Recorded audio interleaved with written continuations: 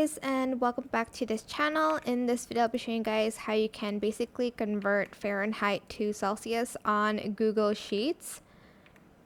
I'm just gonna type in random numbers here. So select the Celsius cell, and then you're just going to press this formula equal sign. You're going to then type in convert, and you're going to select the Fahrenheit cell, comma F, comma C, and then close parentheses, and then press enter, and you're going to select autofill.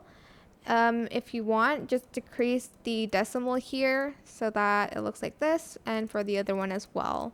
And that is it. Super simple. I hope this tutorial was helpful for you guys.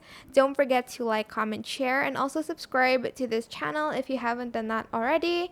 If you have any more questions, just leave it in the comment section down below. I will try my best to answer them all for you guys. And if you found this video helpful, please click the thanks button above the description box down below. Thank you so much for watching this video. Bye!